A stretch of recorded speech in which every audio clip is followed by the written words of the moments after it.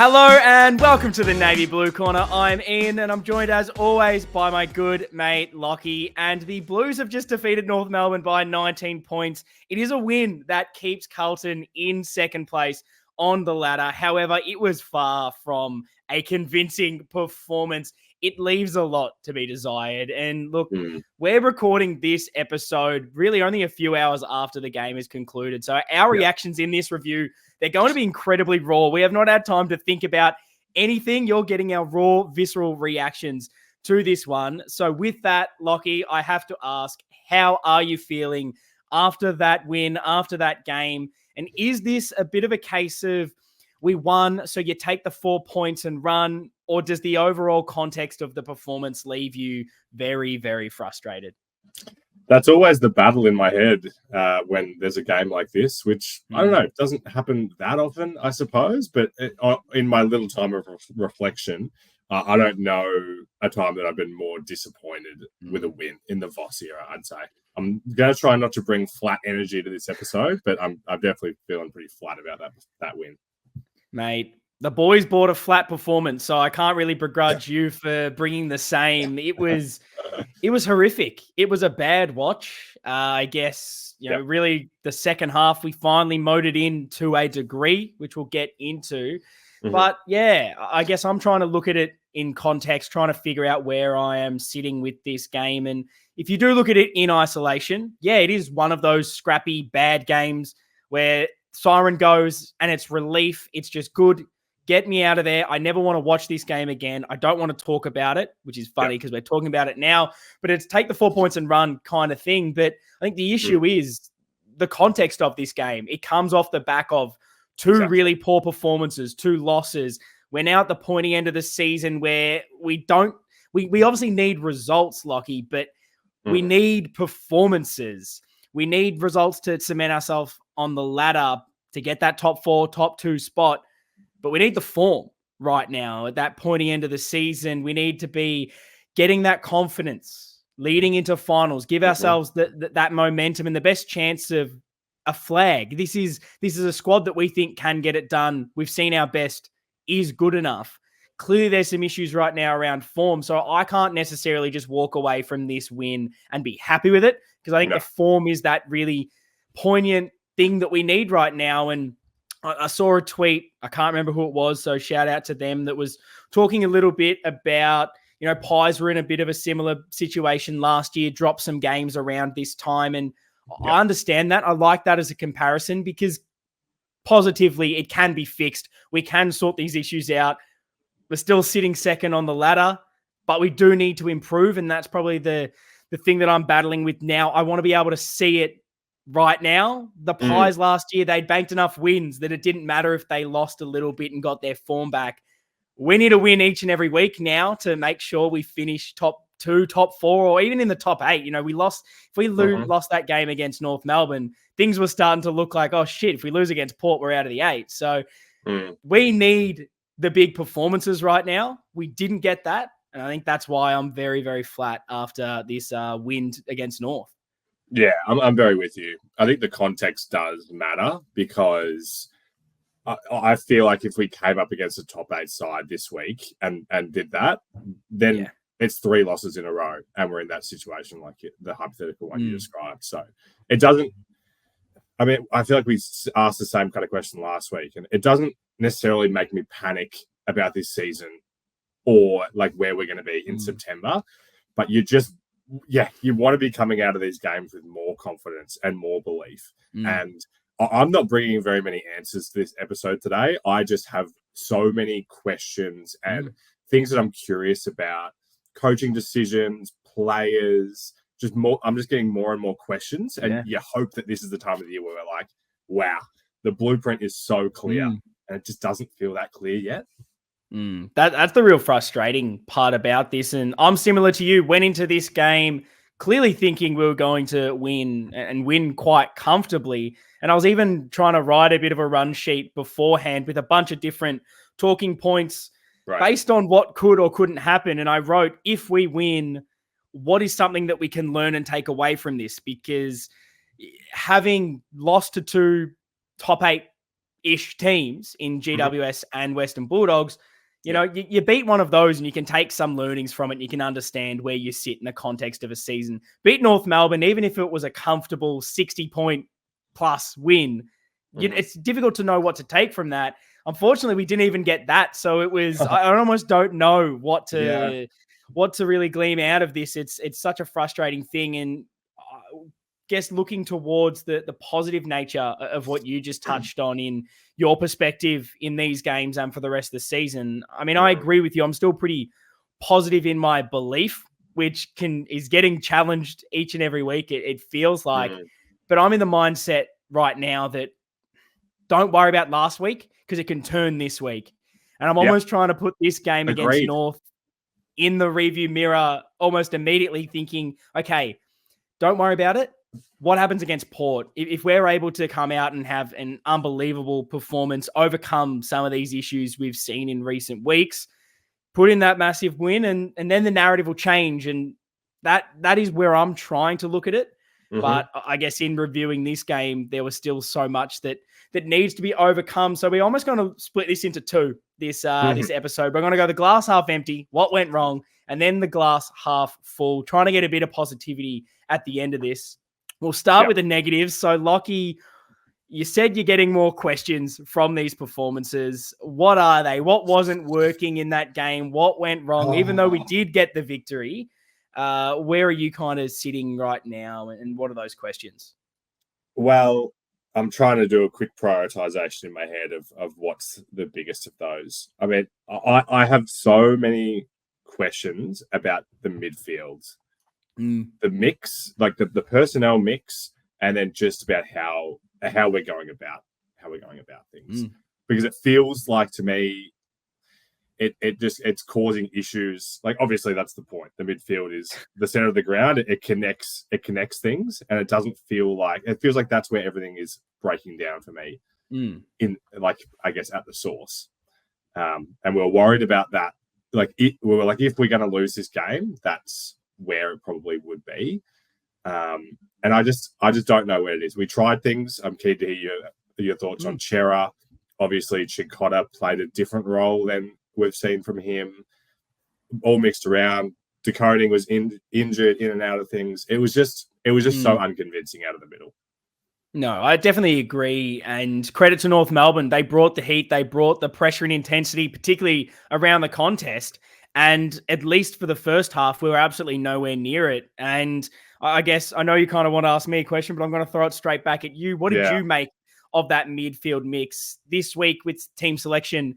Hewitt was brought back in. We then got Jack Carroll surprisingly in.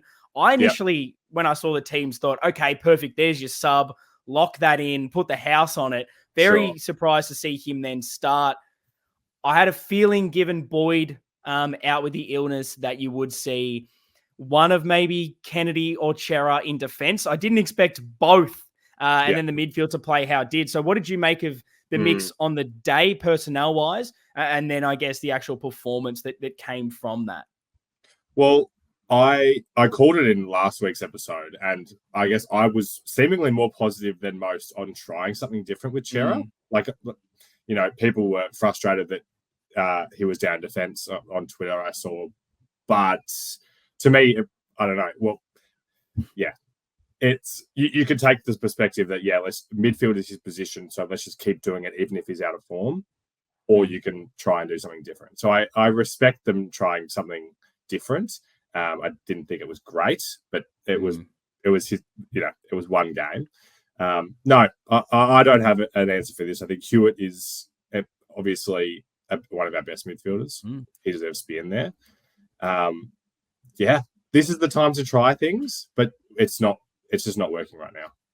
Yeah, no, it was an interesting thing. I mean, I've actually surprisingly thought Carroll was one of our better midfielders on the day, which definitely shocked me going into it. I didn't expect him to have that kind of performance, but he seemed to be the midfielder that was getting on the end of a lot and making it happen. Now, that doesn't necessarily show up on the stats on the score sheet, but contextually, I thought a lot of his possessions were moving us forward. He was trying to be proactive with ball in hand. In the end, he probably just didn't get it enough compared to some of the others. But I mean, I like George Hewitt's game. I thought he was one of our better midfielders. Never, ever again put him to the VFL. I was probably surprised that when things weren't working, that we maybe didn't have, your Cheras and your Kennedys thrown in there at times to change things back up that way. It seemed like they were more in defense for majority of the game. But it just almost doesn't even feel like it's the personnel anymore. I wasn't trying to bank everything on a George Hewitt inclusion. I didn't think that was going to solve all our problems. I thought it'd fix a few issues, and to a degree it did. I don't know if it's the motivation of them, the mindset, the actual structure at stoppages, but tactically, it is just not looking good out there. Do you think it's a case of teams have started to figure out how we work around stoppages and the importance of that? Because one of the notes I did have off the back of this performance was if you really stop our clearances, I thought we had more than that. I'm not sure we do, because the only time we looked threatening was when we started winning it out of the middle. Anytime 100%. We didn't, it's like there's just no energy anywhere else. So I guess, what do you make of that theory in that teams of just putting more work into us? It's definitely possible. I think, you're 100% right about the clearances. Like in that first half, us trying to move the ball from defense forward was just absolutely abysmal for a lot of different reasons. So it could be that working out aspect. I mean, I can't clearly articulate what the strategy is, so I can't, exactly say how that is working, but it's just such a stark difference between our best and our worst in there. And the ramifications of that are massive. And it seemed like it was the same way North were moving the ball out from stoppages each and every time. It was at the back of the stoppage. I don't know if they necessarily had the outnumber or whether they were just positioned in a better way, but the ball would go out the front of the stoppage for us, out the back for North, and they would simply have a man there, handball, sprint off every single time. And because then you're trying to apply pressure from in front, one handball over the top, and there's clear space. And that sort of kept setting off a bit of a domino effect where North just kept having that next player in the chain open each and every single time. Felt like if we didn't get our hands on the ball first, they just move it out the exact same way every single time. I don't know if we're trying to make different adjustments, whether we're trying different things as far as the strategy is concerned, but it is very concerning now that it's kind of the third or fourth week in a row where the midfield just has not looked anything like they did a month ago when we were at the peak of our powers. What's changed? I said it. I just don't have. I don't have the answers for this. It's shocking. It's just crazy how different it is, how different it looks. Yeah, it's not. So, I mean, let us know what you made of the midfield, what you thought about changing up a bit of the midfield mix. Is Jack Carroll someone that you like their performance? Is he going to stay in the team next week? Did he do enough? Let us know in the comments here on YouTube. Very interested to know what people's takeaways are from this game. And Lockie, I'll ask you again, what else are some of the questions that are starting to build that we don't yet have answers for that are causing you some concerns? Well, I mean, it ties into that midfield discussion there and it's the defense, because we were applauding these guys when the continuity was there, and maybe it's a chicken or the egg thing in this discussion too, but there's just no confidence for me when the ball's going in there. Like if North are hitting a rush ball inside 50, we should have confidence in our guys to be able to defend that. So we can talk about the specific guys that were there, but it's a concern.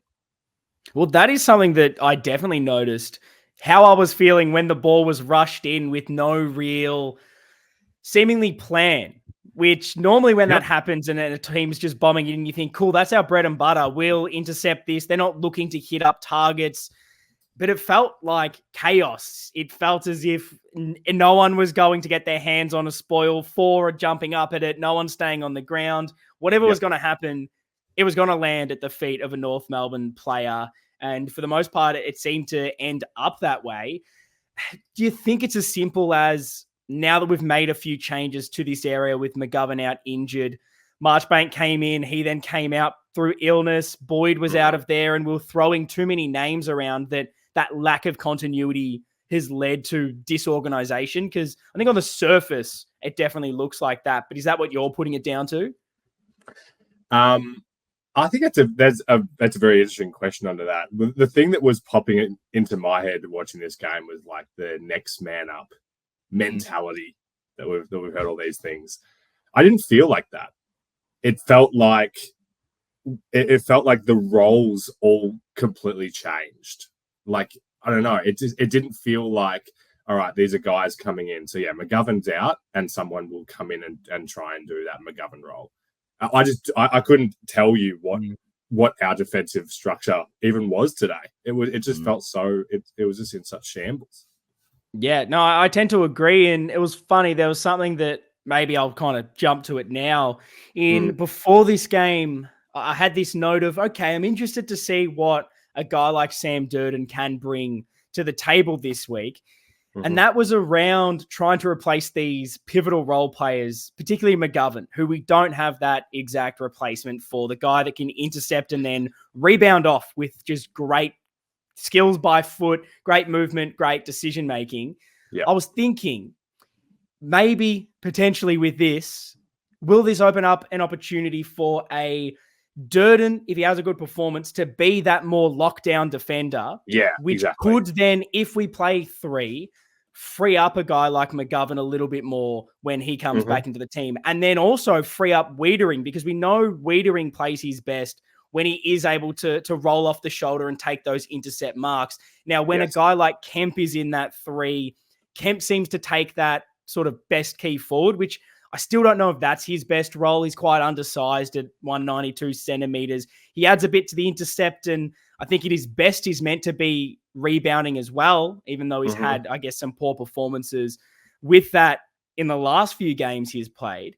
But in allowing a Durden in this instance to play instead of a Kemp and play a lockdown role, do you think you're getting more out of the other two compared to Kemp probably being the better player, if that makes any sense? I think it does. I think what you're saying is fitting what I'm trying to say, which is how I would understand that this would work best is that as a team, we have a structure that we think is the best way that we can win games of footy. And then we put whoever's in those best roles who can do those roles best to make that happen. And today, and I mean, I watched this match one time with fury in my eyes, so maybe I wasn't seeing things clearly. But it's like, was Newman trying to play that McGovern role, being like the third tall, being that guy? Like that just doesn't work for me at all. So I agree with what you're saying, how like you can play to some guys' strengths in that way. But if Kemp was really just out because he's not one of the best guys to do one of those roles, that doesn't feel right to me.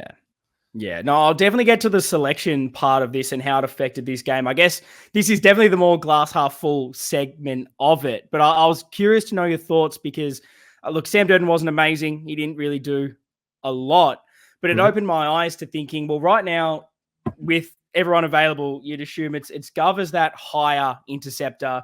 Yep. You've got then Kemp and Wiedering playing the lockdown. One rolls off when you need to.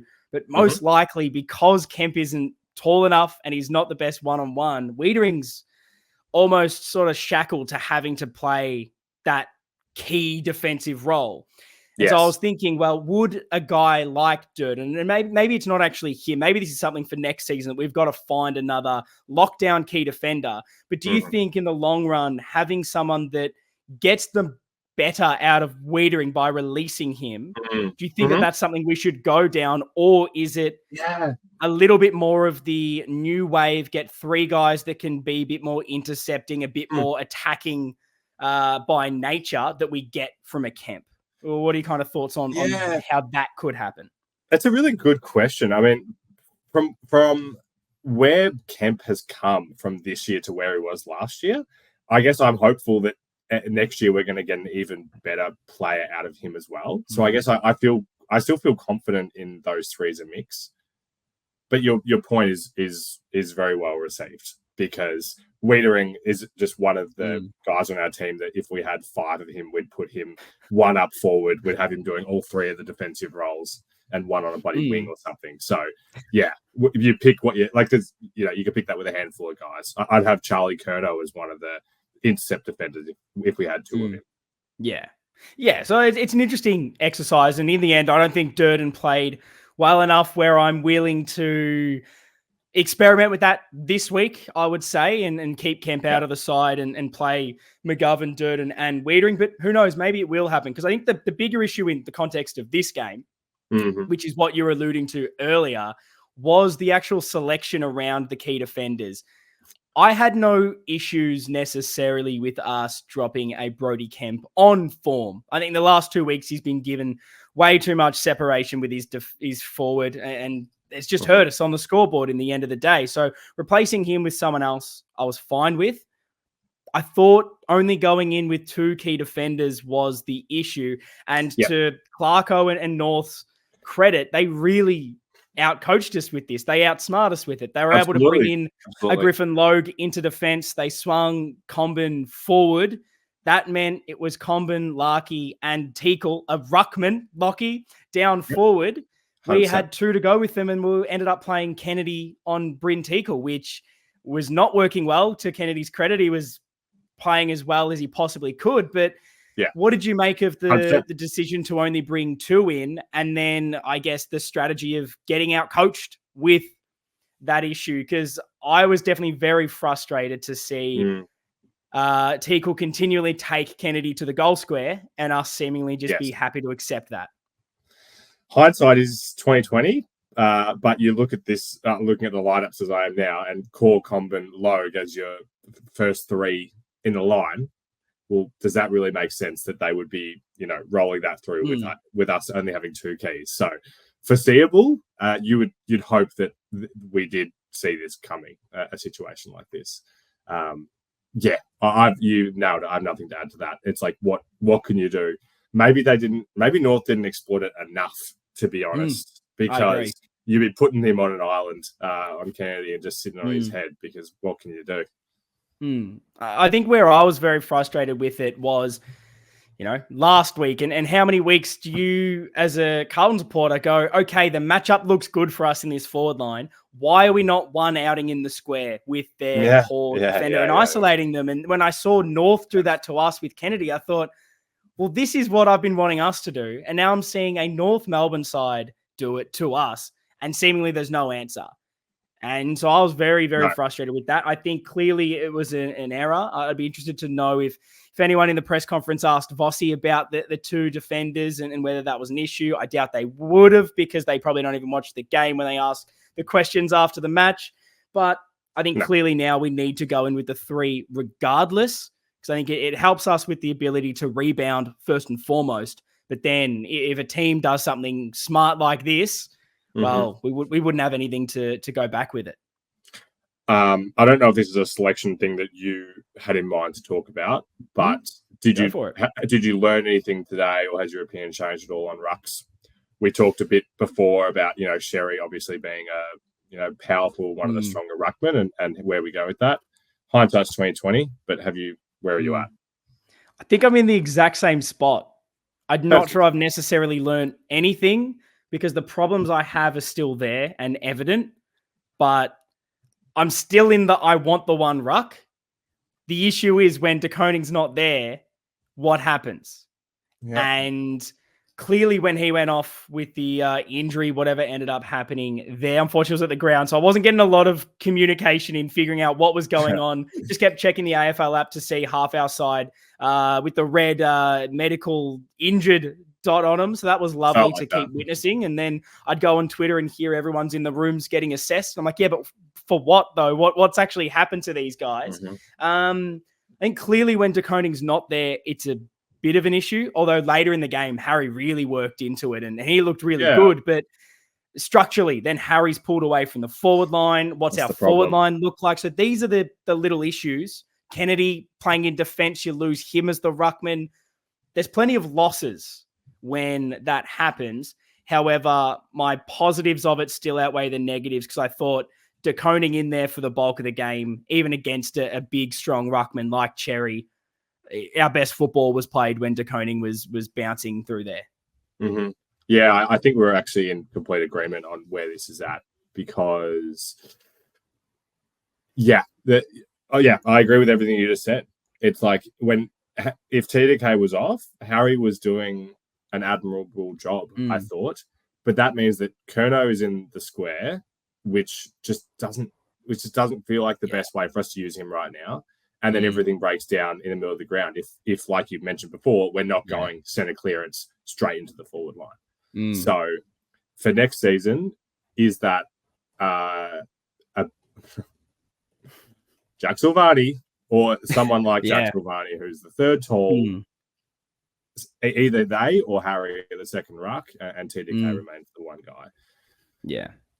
Route. I hope we go down that route. Do you have any ideas for what we can do till the end of the season now? Because we both agree that it's De Koning's ruck, and no one else is kind of taking that away from him if he's healthy.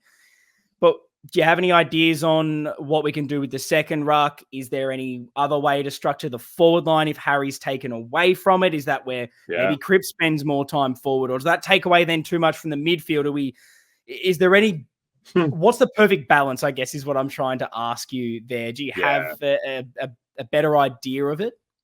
No, there's nothing I can give you from that, because it's hard because it is week by week. So if I could put the question back to you, if you knew what North were going to do with this tall setup, if you like foresaw that, you still wouldn't have played Pitt. I don't think I would have, because I don't think it. Okay. I think I would have needed that extra defender. That would have been the area I needed. But if Marchbank's not available, if Garv's not available, then who are we throwing in there? We've thrown in Paul Dom or Harry Lemmy into that. I don't love that either. Maybe we were just a little bit hamstrung in what we were trying to do, but it was concerning that I think we went in with the idea of just playing the two. That was probably my bigger concern in the end. It just makes me wonder whether if TDK, like we have the three big tools starting forward, whether they would have even been able to let Comben do that. Yeah. I guess, true. Far more questions than answers to me right now. Yeah, unfortunately, that seems to be the case. Were there any other things that you were frustrated with in that game that you see as glaring things that we need to start fixing? Yeah, I mean, the pressure was laughable. For the majority of the first half. I cannot explain to you what happens between that first half and that third quarter to be so different, but a premiership side just isn't going to do that. No, it was abysmal. And this is the game where, you can give them one. You can maybe give them two, another bad one against the Doggies if you're very gracious. I was almost not giving them two.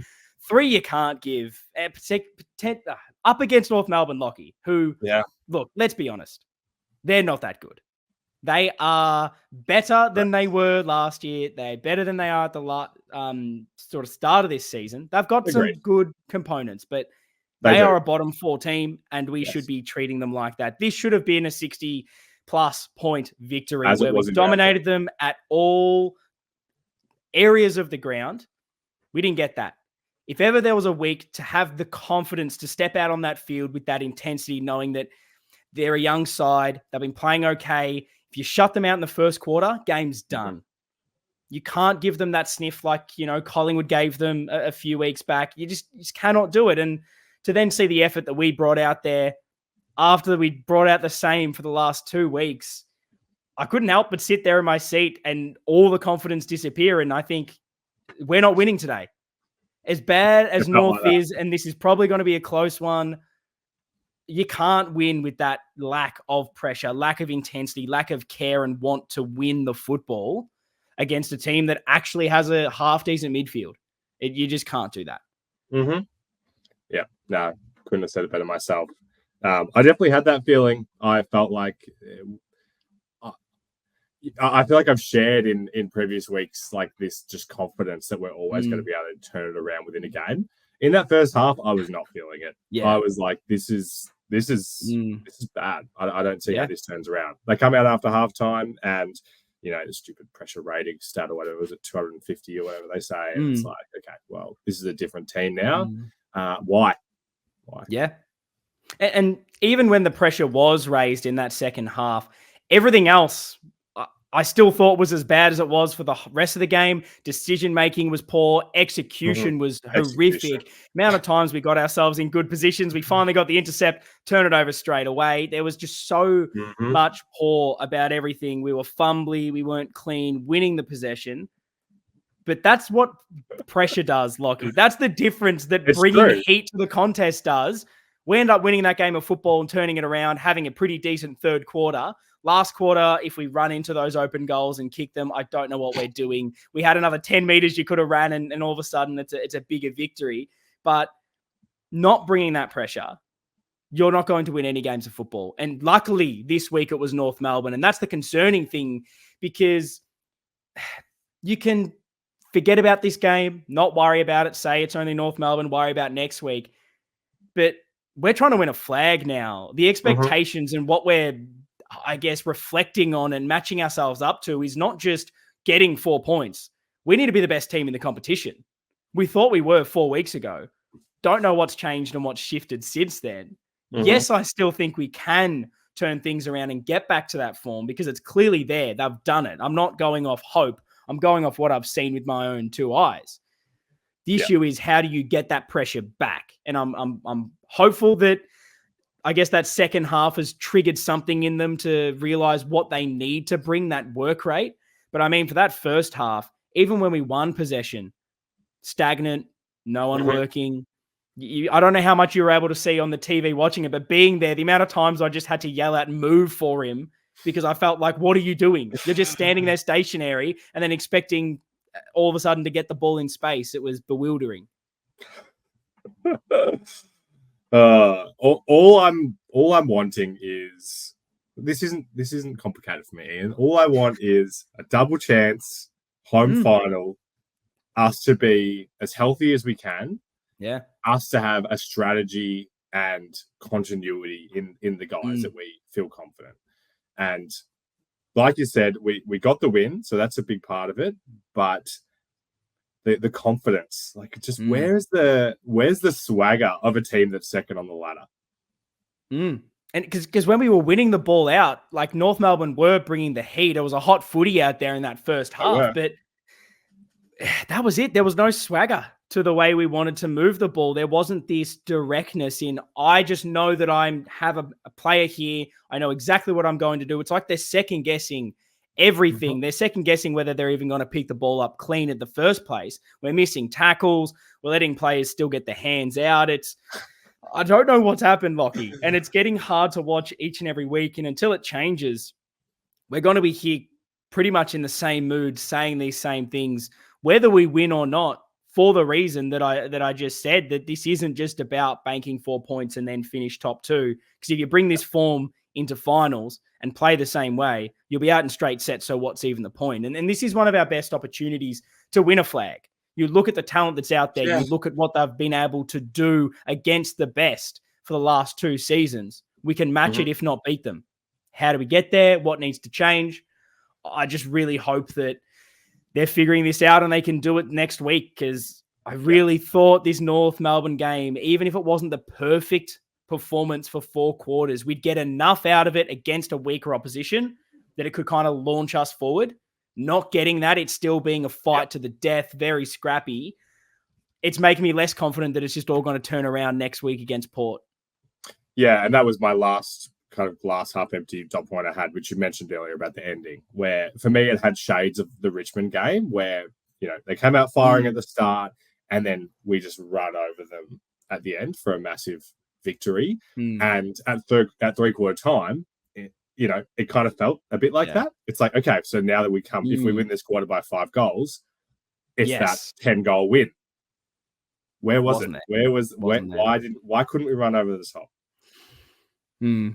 Yeah, letting them in at the end of that third quarter and then not kicking the first few goals of that last quarter. I was the same as you, so I'm glad we both had that similar thought that okay, if you do run out this game and maybe North are goalless in the last quarter and we've put on another 7 or 8, you go, okay, first half was dog shit, but we figured it out. We're back.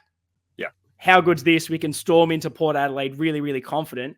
Instead, Exactly. we're still kind of scratching our heads. And there's probably 2 other things that I had as my negatives. One is interesting. We spoke about this man a little bit. I said I didn't think he was as out of form as many were saying. But my God, I'm noticing just things that are annoying me when I'm watching him play football.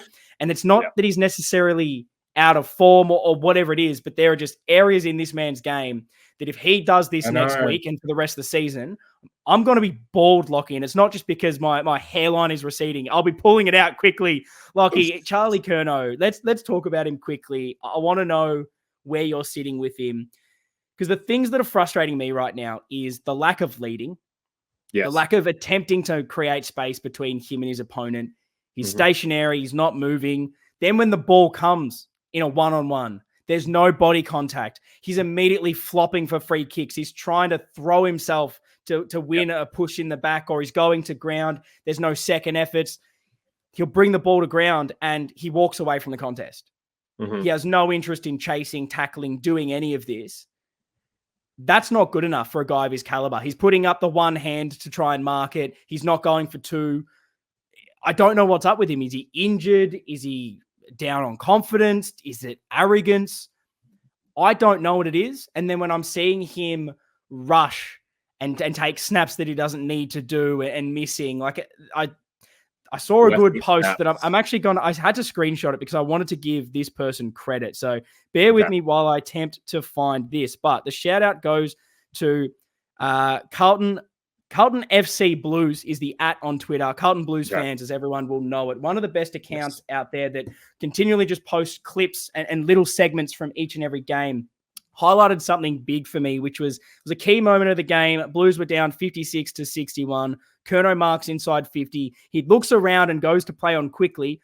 Cottrell, within like 5 meters of him, literally says, slow down so aggressively at him, telling him to, mate, take your time. Do not do this again. Curnow goes back, nails it. We never trailed again in this game.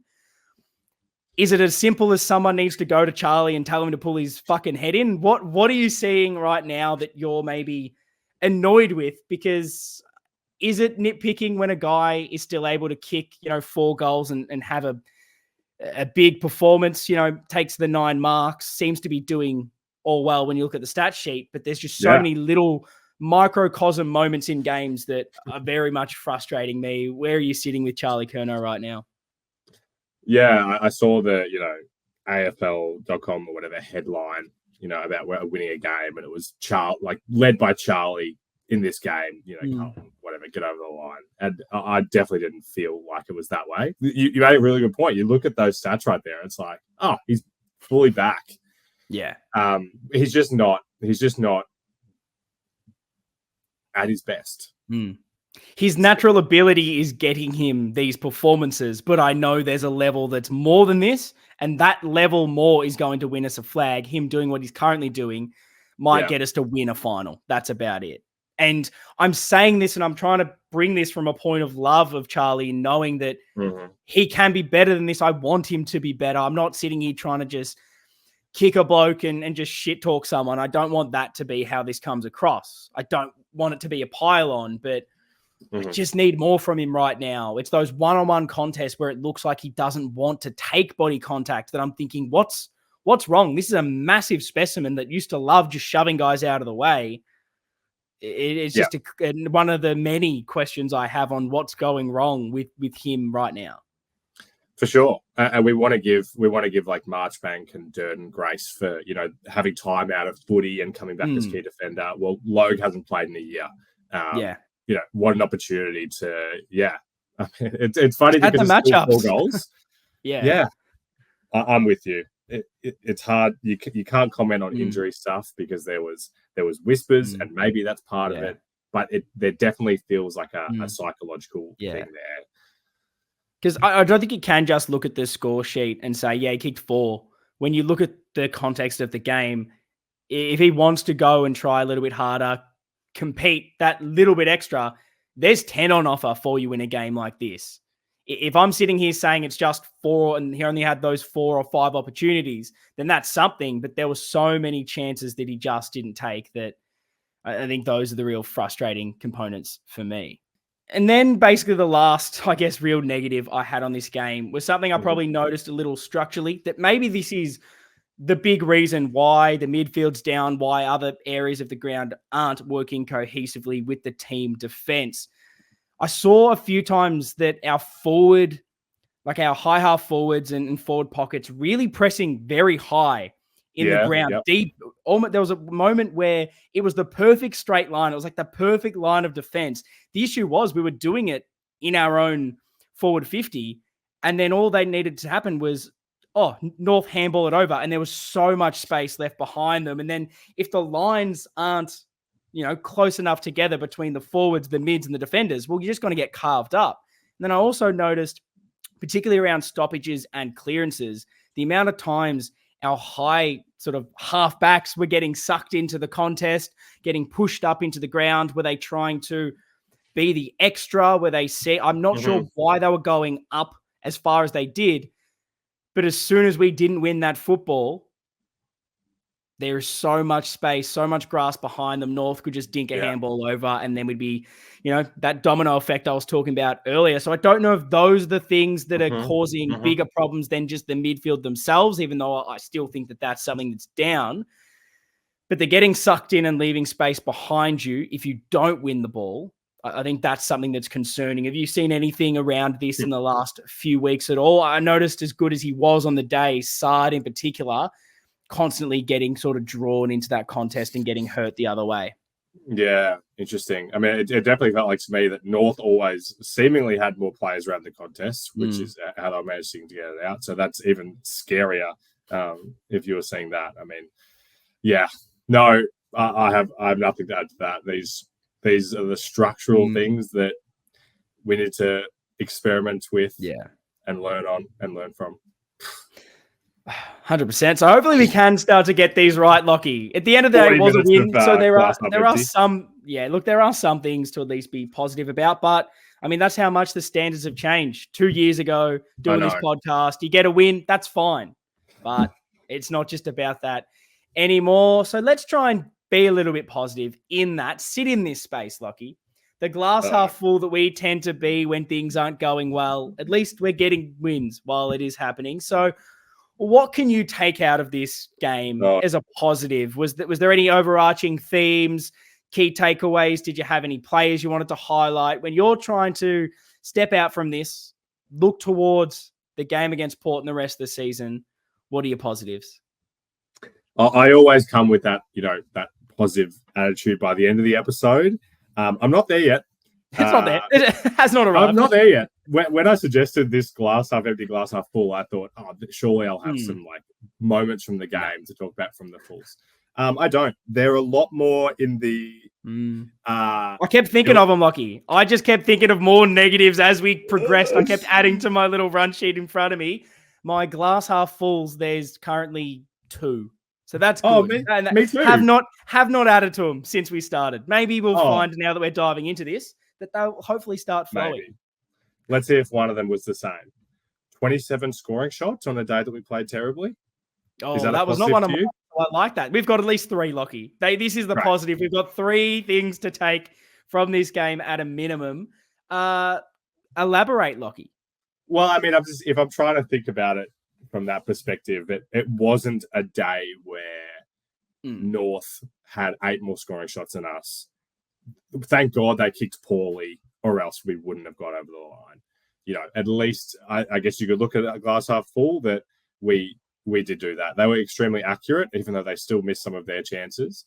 But in a day where, how much do you want to give us? 20 minutes of good football? Yeah. Well, we still managed to get 27 shots on the board, I think is a positive. Yeah, I quite like that. There were still opportunities, and it's interesting that you say they missed a few, because at one stage they were like 13 goals and hadn't missed one. I feel like that was the case. They missed a few late. I'd argue that we missed some worse ones running into goal. Happened about 4 times. So it probably evens itself out in that, to just completely shit on your point of view there, Lockie, which I love doing. But no, No. I think it is a positive to take that as bad as we were, there were elements of the game that at least we're still creating opportunities in front of goal. A better team won't give you those. A better team will punish you more. But if we're still able to get to 100 points first, get that ticking and that scoring is still there, I think that's definitely a positive. My worry is that it still seemed in this game very primarily based on winning it at clearance. I wish I had the scores from stoppage, scores from turnover, scores from all of that, so I could actually have the facts in front of me to go off this, but it really seemed as if nothing was from anywhere else except De Koning winning another center clearance for us and getting the ball forward. Mate, this is the glass half full segment, and I'm seeing hardly any milk in your cup, so fill it up. I'll try. I'll add a new positive that you've made me think of there, which is maybe it's a negative into a positive. We'll see. But talking about some stats, I do like that we were able to overcome a few areas. In the first quarter, we were losing the stoppage clearances 10-3. And also at halftime, we were losing marks 63-26 and marks inside 50, 9-3. Now, by the end of that game, we only lost stoppage clearances by 4. So we sort of got that back for us. We were winning that ball around the contest, which was lovely. And then the marks inside 50, it was 11-12. So we're getting that ball in better areas, creating opportunities and not really allowing them a lot more after halftime. They only had that's 3, I believe, in the end, marks inside 50 after halftime. Clearly something was going right. We were able to nullify the way they moved the ball. I thought we started to get the crowd into it with our pressure. And it's just insane how just that in this game, just that lift of intensity, it makes a massive difference when you're playing a side like North. Were you playing your role in the crowd? I remember we've spoken about that in our slumps previously. Absolutely not, Lockie. I was sitting there, I can imagine you sour faced, slouched in my chair, mate. This is the worst I think I've been as a supporter, so I'll always put my hand up. But we kicked a goal, and I did not move from arms crossed, upset. I was like, "Do it again."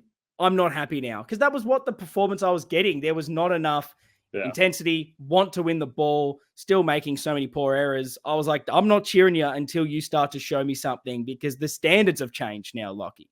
So, interesting for me that I wasn't getting chirpy, but I want to see something now from these boys in this next run.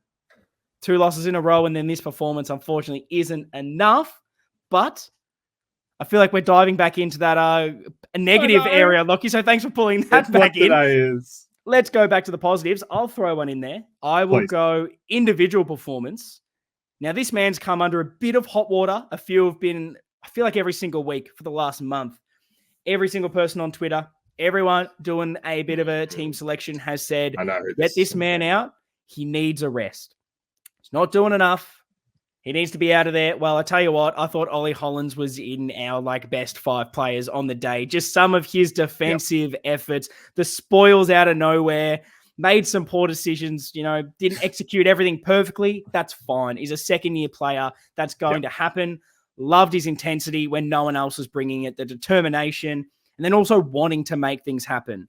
His turnovers and his mistakes, it was the right option. Poor execution. So I will always take that over anything else. Loved Ollie Holland's game. Deserves an absolute pump up after that. What did you make of his game?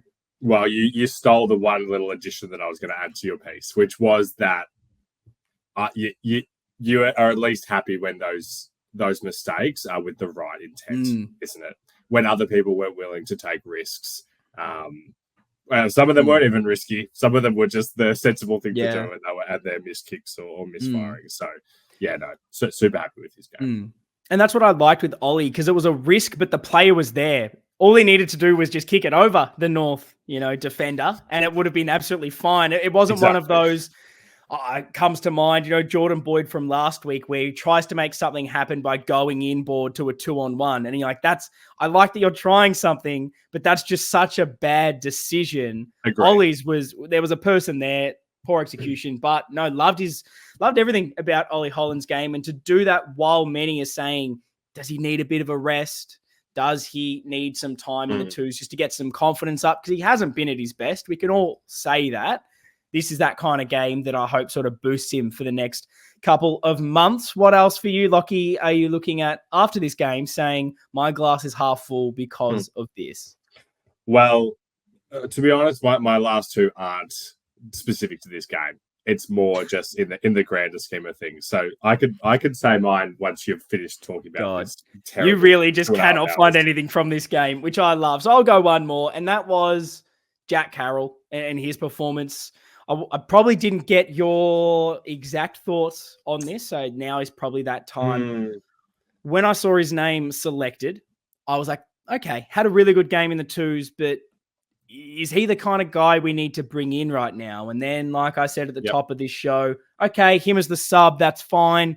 Feels a bunch of, there's some versatility when he does get onto the field. Ultimately, he starts, and I think, okay, what are we trying to do here with how we're playing? Really, is Carroll the answer? But I thought he applied himself really well.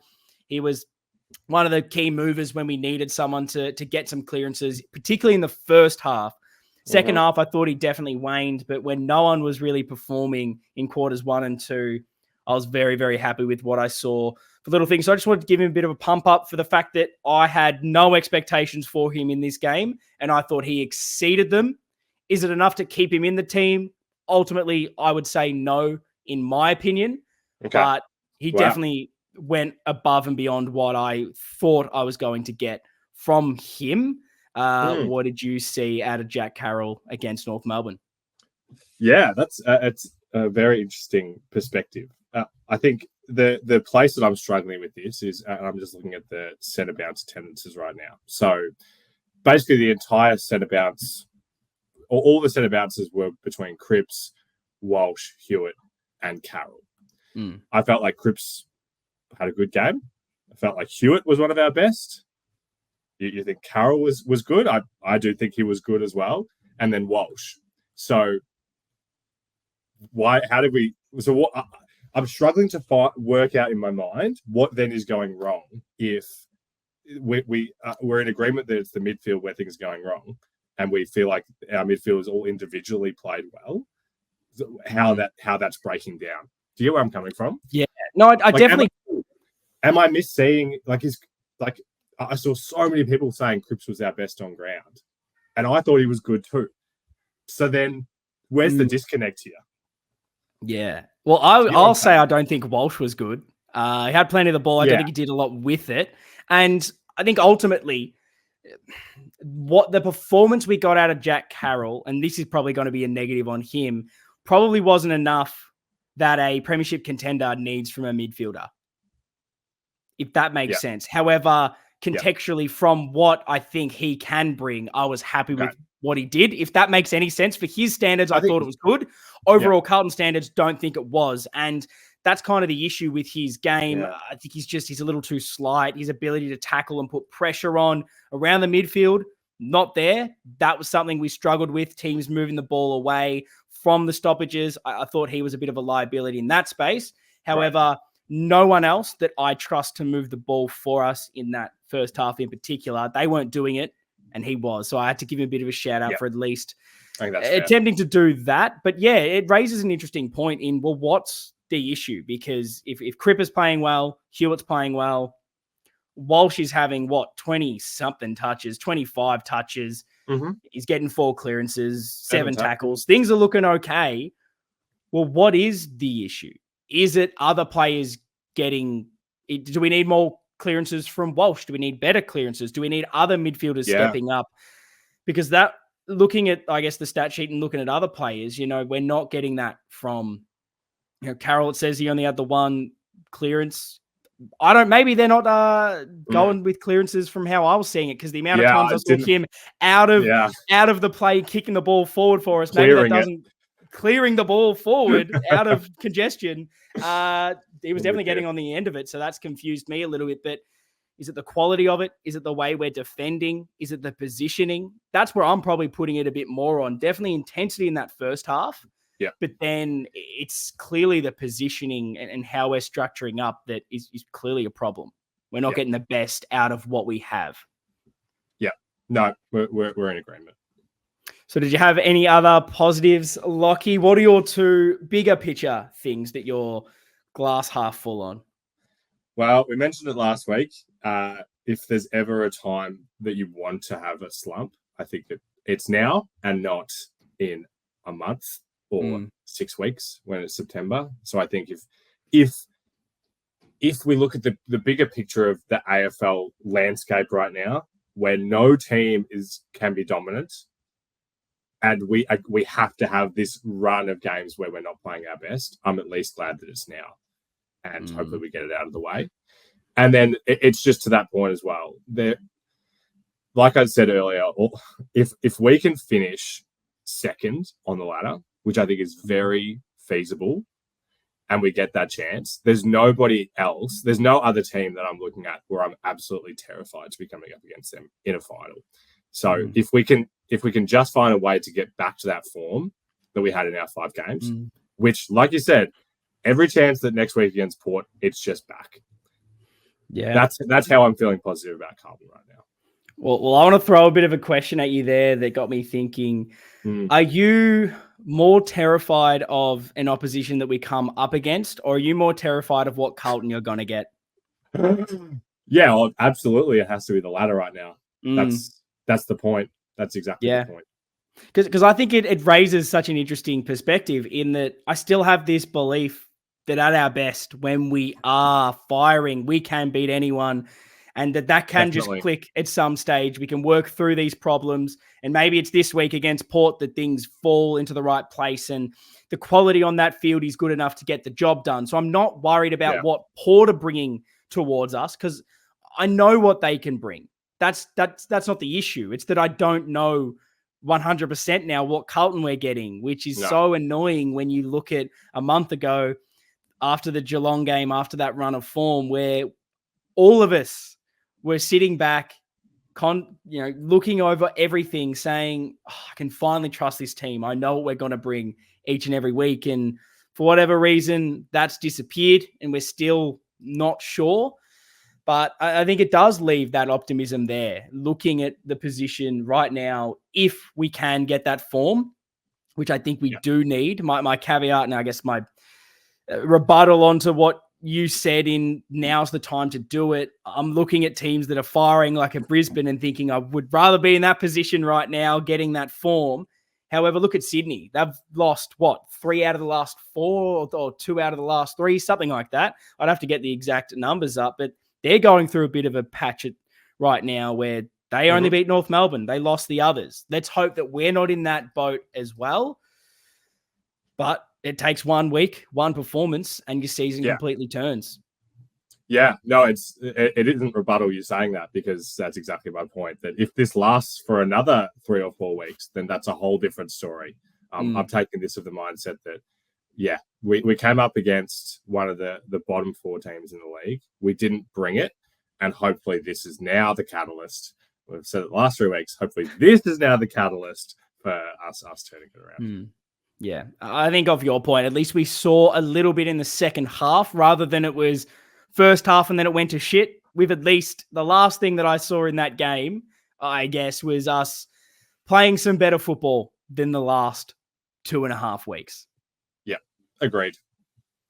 Did you have anything else, Lockie? Did you have one final positive to end this on before we go into maybe some of the listener questions?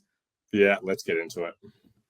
Too easy. So Lockie will scour for us. Now, unfortunately, we probably won't get a lot of these in because it was, as I said at the start of this episode, we are recording hours after the game. It is Sunday night here right now. So we chucked it up on the socials at Navy Blue Corner, on Twitter, on Instagram. Hopefully some have come through by now.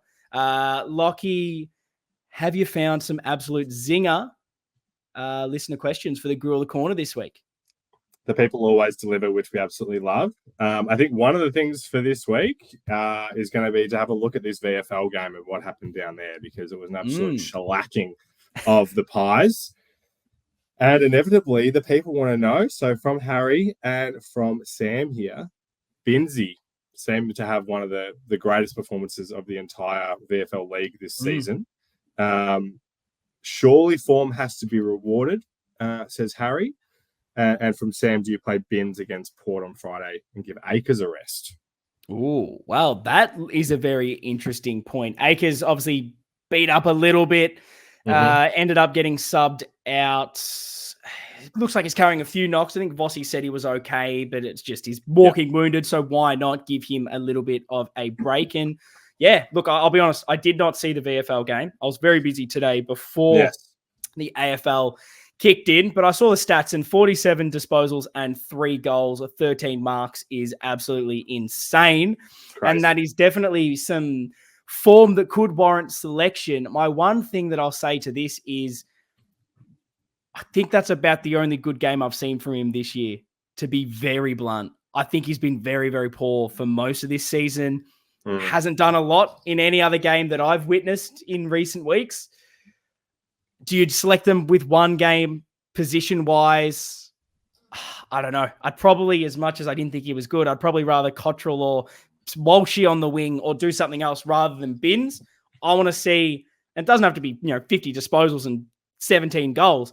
He can have a nice game, Lockie, but I need to see 3 or 4 weeks of it before I'm looking to bring in Jackson Bins.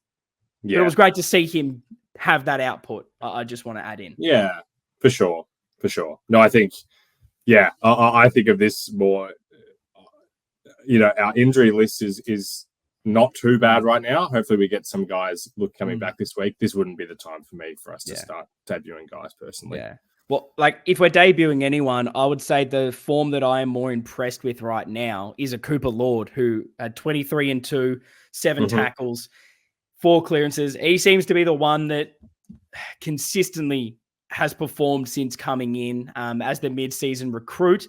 But am I looking to debut him right now in the heat of the battle when we need everyone to be firing and we're changing the midfield even more?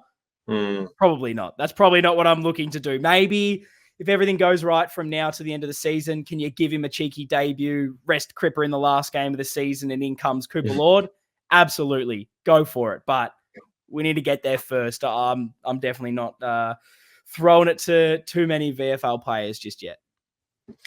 Got a great question here from Coggy, which I think this could help summarize maybe or help us prioritize what our biggest point was today. So a very ugly game today. Who do you think is the missing piece out of the side? So is there a guy who would be the guy that if you could have had one guy from the injury list or whatever playing that you would have had? God, that is really difficult. Quite a good question. Are you counting like a Gov in that space? What are you justifying as injury list right now? Just not available on the weekend? Yeah, I mean that was the first name that came to mind for me. Yeah. I think Gov, there is no one else in this team that can kind of replace what he does. So he'd be number 1 right now. Yeah. To expand on that to maybe some others that have been out for a while, which is potentially where this is going. I feel like we're getting out enough from others that, Zach Williams, if he misses for another week, that's fine. If a guy like, Jack Martin, who's back playing VFL, we're still probably missing a little bit of that kind of player. However, it's not the biggest issue. I think structurally, what Jack Silvani at his peak could be is almost the missing piece to help out the ruck situation, to help out as a target down forward. We know he brings the pressure when no one else does. All the deficiencies we have right here, right now, I think he makes the most sense. You could also throw out a Doherty as far as leadership and just tenacity. There's no way if he, was out there, you'd be getting no tackles and just walking around the field. So definitely those. But yeah, I think structurally it's Gov and weirdly Sauce. Yeah, no, answered that very well. Let's round it out with this one. So we mentioned it. Maybe we didn't give a definitive answer. Chera started to be cleaner late in the game. Should he stay down back? Oh, no. I'm just going to be so blunt. I thought he was very poor. There's no sense sitting today. When he needed to go in contest and put the body on, he looked like this is just harsh. And I don't mean to just pot shot a guy. I'm using this example. There was a few marking contests. He looked like a VFL player. He looked like a local league player that is just doesn't have the physicality, doesn't have the tenacity to go up in those marking contests. And that worried me, that defensive nature of him. Mm-hmm. I don't mind us trying something and thinking, okay, if we don't have Boyd, Chera's meant to be this better user of the ball. He's meant to be a little bit better, but a bit cleaner when he picks up the football. Didn't seem to work. If he's not playing in the midfield right now, I don't think he's in the team. And I don't think he's in the midfield right now. So get some form in the VFL, get some touch, some confidence. Because I still think at his best, he's in this team. Something's just clearly not right. And sometimes these injuries are difficult to come back from. Is there a bit of confidence in him where he's worried about his body? He's worried about exploding from stoppage, thinking my hamstring will go again. I don't know. I'm just throwing out a bunch of possible scenarios, but he looks bereft of something. Why not at least try to get a bit more confidence out of him in the VFL? Although, is that going to kill his confidence, dropping him?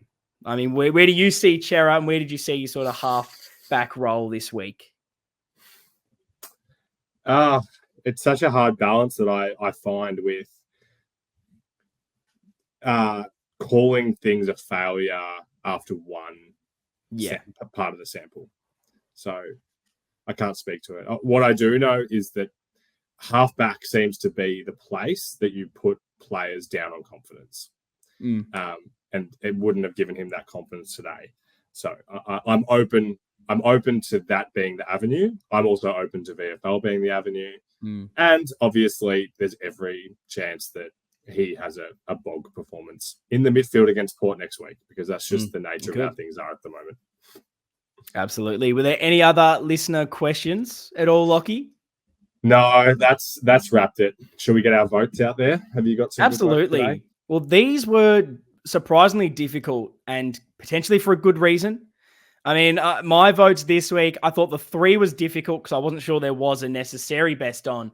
But then my 2 and 1, I wanted to put about 7 players in there, which has been really, really difficult. So I'm going to absolutely throw you under the bus. What were your votes, Lockie? And then maybe I can piggyback and steal a few with your reasoning as well. I felt similar, actually. I don't feel great about this 3, but there was probably some guys that are stiff to miss out. Your spiel about Ollie definitely made me want to give him a vote, which I can't do. I've gone 3 for Sardi. The kind of, because he's been out of the side and in the VFL, I want to give Hewitt the 2, just again proving why he's got to be in our best midfield. And then, I didn't speak super highly of his performance earlier, but I think at the end of the day, Patrick Cripps deserves 1 too as well. Yeah, no, I've got things written down, Lockie, but I don't love any of it, and I could still change my votes at any stage. I'm going to go in the reverse order to maybe figure this out. I'm going to give my 1 vote to Adam Sard. I'm going to give it to Adam Sard. I thought, you need to speak about the glass half full. The best moment of the game, Lockie, is when Adam Sard decided to go, and I hope he said this out loud as he did it. I really hope on the ground at Marvel Stadium, Adam Sard went, fuck the Lottiers, I'll just do it myself, and picks the ball up and sprints through about 12 players, just runs the entire length of Marvel Stadium. That was absolutely unreal. And then to get the goal as well, where he gets the 50 meters or whatever it was, ends up being directly in front, and getting the whole crowd just ready to do the woof for a big, absolute guaranteed goal. Those are some amazing moments. It was definitely someone that was trying to get the game moving for us, get things happening. And I think that was a big component, probably stiff to only get the 1. However, in our voting system, the 2 votes goes towards the person that played above what we expect. For me, that was Ollie Hollands today. I just loved those flying spoils, the desperation from him when he's been a bit down on form. A lot have said, should he be out there? I thought that was an unbelievable performance when no one else was showing it. And then the 3 votes, controversially, because I wanted to give votes somewhere to Kennedy for his role, having to be a lockdown key defender. I wanted to give votes for George Hewitt getting back and just showing why he needs to be in there. I wanted to give votes to Paddy Cripps because I thought consistently he was probably our best player each and every quarter.